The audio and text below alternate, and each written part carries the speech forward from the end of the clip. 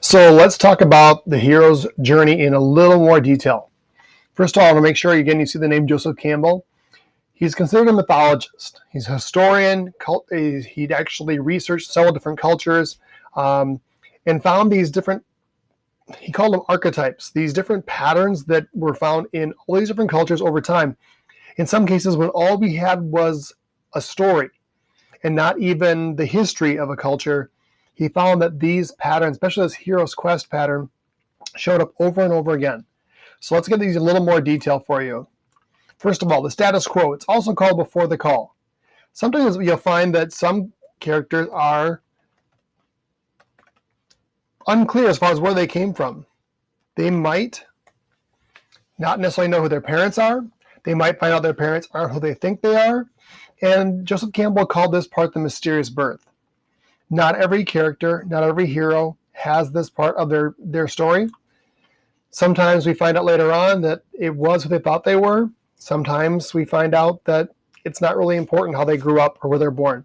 Speaking of how they grew up, Joseph Campbell didn't really have a term for this, but he did talk about how sometimes as part of the childhood of a hero, might be orphaned, taken somewhere else to be raised. They may not get to grow up with their parents. They may have to leave the place where they originally were born. But somewhere along the way, we start to get a glimpse, or the hero starts to get a glimpse, that they're more than the average person, more than everybody else, which leads to the call to adventure. A couple characters you want to come across on the way here. The first one I want to point out to you is called a herald. A herald is somebody who actually would walk into a place of royalty and would announce when someone has of worthiness, someone of note, someone who's famous or fantastic has shown up. So a herald is someone who announces or calls out. So that herald might be somebody who shows up in a story, and because that person shows up, they disrupt the status quo of the hero's life, and the call to adventure becomes the next step. Pretty commonly, you'll find that some heroes actually refuse the call to adventure. They don't want to go. They don't want to leave their life as is. It's not worth it. Somebody else can go. It might be an older hero who had already done the hero stuff before and thinks they finished or retired. It could be somebody who doesn't think they're qualified or capable enough. But once they accept the call to adventure, usually that's when assistance shows up. So there's a couple terms here that I didn't want to have to make you type in, but I want to make sure you get. Archetypal God teacher. I mentioned that term archetype before. Archetype is this psychological idea that even though we may not necessarily understand how or why, that there's these certain characters and patterns and ideas that seem to be part of every culture in the history of humanity. Even if we're not even sure that those societies ever interacted, how is it possible they have the same kind of concept, same kind of story, same kind of characters? Well, one of those character types is a God teacher. They may or may not be supernatural or appear to be supernatural, but that's someone whose job is to train the hero. Their job is not to be the hero. They might be the hero of yesteryear, somewhat hero of before, but archetypal God teacher is someone who actually trains, teaches, or provides something to the hero. Other helpers might in fact be characters who come along as part of the journey, but they're not necessarily the hero themselves. Archetypal God teacher brings a gift, a gift, a weapon, wisdom, protection, some kind of knowledge. This is called the Deus Ex Machina. That's a Latin term, but it's translated as God from machine. And you'll see this term a lot. It's the name of a video game series. It's the name of some movies. But one of the big things about it is that it actually is the key. At some point in time, they have to have it. It's not necessarily an obvious thing. It's not really a lightsaber. It's the understanding of the Force. It's going to be something that makes a difference later on. Not every story has it, but almost every hero does. Something that they didn't have to begin with that they need in order to succeed. Ooh, I rhymed. Okay, the next thing, the departure. They cross, and you heard us mention in the preview video, their term threshold. A threshold is actually a doorway, but you think of it like a doorway on a ocean-going ship or a submarine or a Navy vessel. It's got a sealed hatch to it. It's got rounded corners, and you actually can turn a crank in order to seal it shut. You have to step up. It doesn't go all the way down to the floor, and you have to duck down. It doesn't go all the way to the ceiling. So with that, a hero can't accidentally cross the first threshold. They know it. And when they do, they encounter danger. The road of trials. This is the series of tests or challenges. The goal is to receive what is commonly called the boon. Again, not a term you see all the time. This is a gift or treasure for which the hero is searching.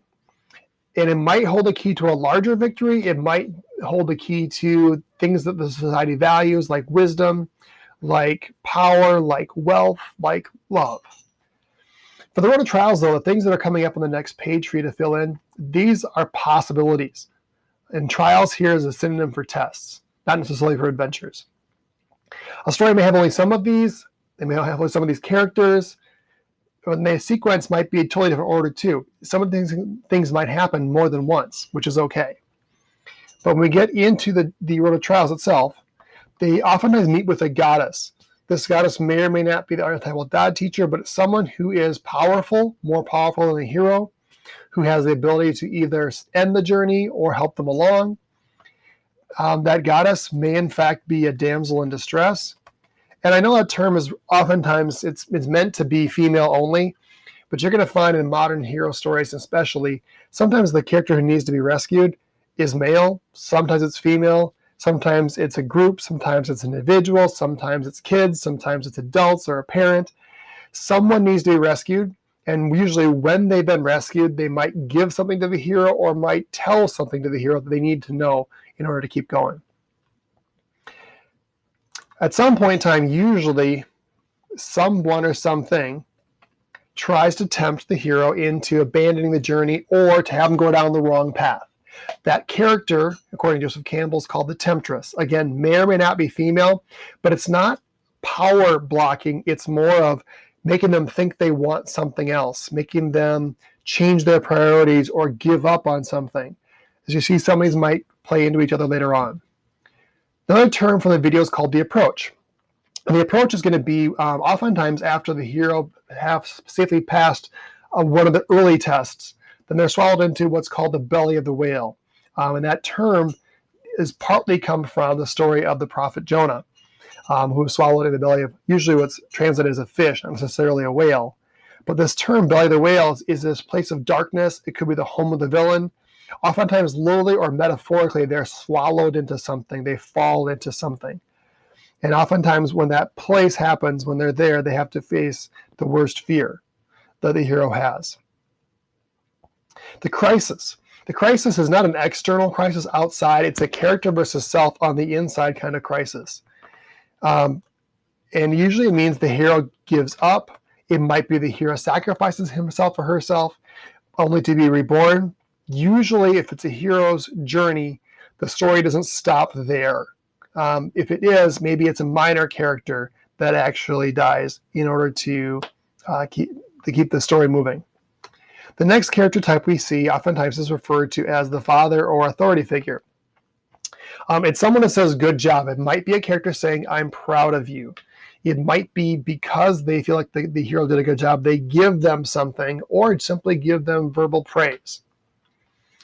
That thing the hero authority figure gives might in fact be the treasure, or it might be something that the hero finds or retrieves later on. Fun thing about the hero's quest is that oftentimes the hero thinks they're after one boon, one treasure, one goal. But actually, by the time they get there, they've changed. That journey's changed the hero on the inside, and they get something unexpected, or they actually refuse the original treasure and get something else more powerful, more valuable.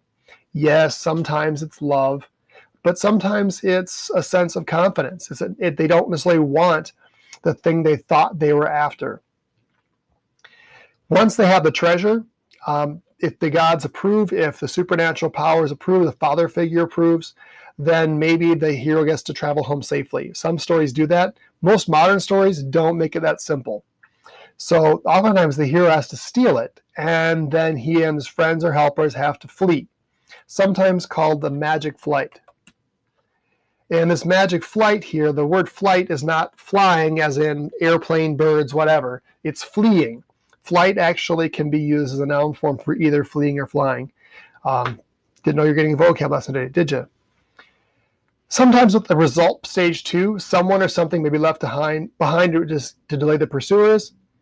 It could be, again, that kind of a sacrificial gift that one of the characters gives, that I'll stay behind, you go without me. That could be help. So someone changes sides and helps the hero who was helping the villain initially or was undecided, which is kind of a fun surprise for a lot of stories. But once they get past that point and they flee, then they return. The hero crossed the return threshold. Again, oftentimes it's not an accidental thing. They know they're going home. Sometimes there's actually one more test or trial once they get home before all are safe. It's the you thought you were safe yet, but wait, there's one more thing to do. Then we get into the new life. The new life, I want to describe it different than the first video gave you. I want to describe the new life as the hero may at first refuse to, or might actually be unable to resume his or her former life. In a very real sense and not comical at all. You'll find that when people who have been through traumatic experiences, when people have served in combat areas for the military, they can go back to the physical place that was home before, but it doesn't feel the same way to them, or they don't feel like themselves to other people. So there has to be some version of a new life. And then finally, the resolution. Loose ends are tied up, evil's defeated, society may celebrate. The heroes return. There may be some kind of party before life returns to some kind of status quo, or at least a new status quo. This is the new life, so it might be a new status quo. Status quo meaning how things always are. So that's a lot of information in a very short period of time. I am super excited for you to explore this more in the next few days, and then perhaps do something creative with it before we're done at the end of this year.